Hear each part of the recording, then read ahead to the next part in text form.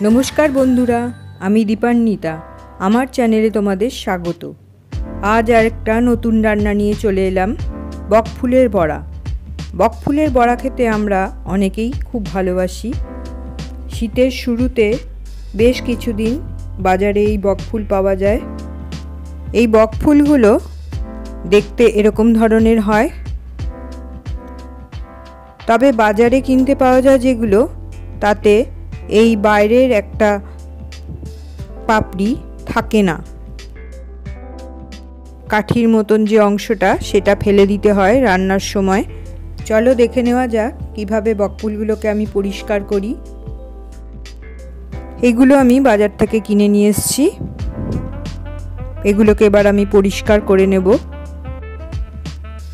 ফুলের পাপড়ির ভেতরে এই শক্ত কাঠির মতন যে অংশটা থাকে সেই অংশটাকে ফেলে দেব,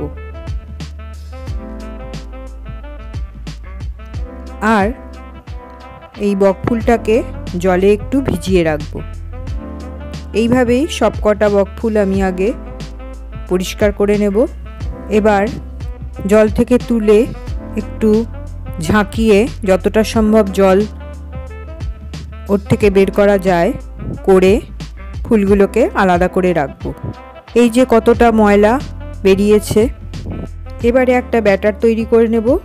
তার জন্য একটা চালুনির ওপরে হাফ কাপ ছোলার ডালের বেসন নিয়ে নিলাম, তাকে ভালো করে চেলে নেব। এর ফলে বেসনের দলা দলা ভাবটা চলে যাবে। এতে দিয়ে দিলাম 1 টেবিল চামচ চালের গুঁড়ো, 1 টেবিল চামচ কর্নফ্লাওয়ার,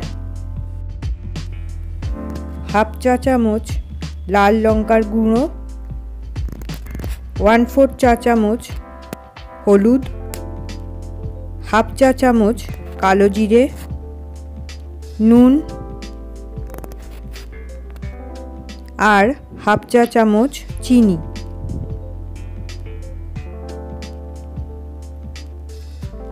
এবারে শুকনো জিনিসগুলোকে একবার নাড়াচাড়া করে ভালো করে মিশিয়ে নেব।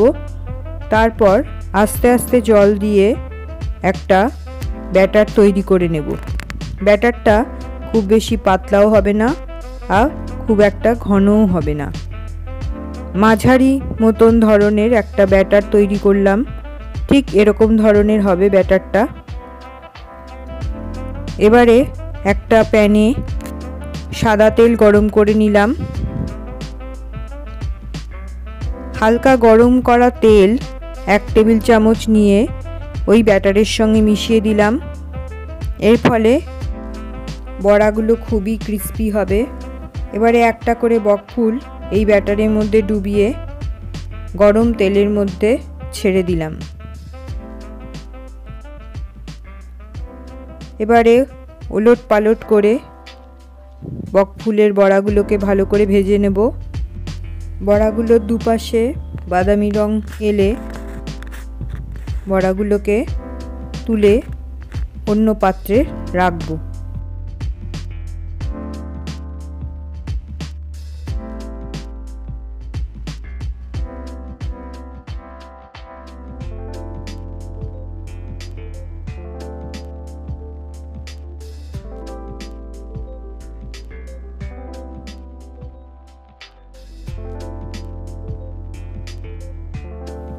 এই একইভাবে বাকি বকফুলের বড়াগুলোও ভেজে নেব।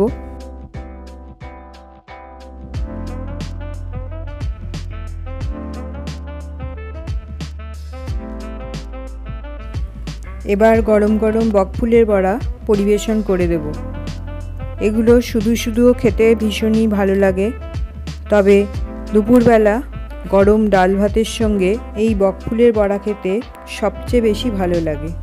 তাহলে তোমরা এই রেসিপিটা অবশ্যই ট্রাই করো।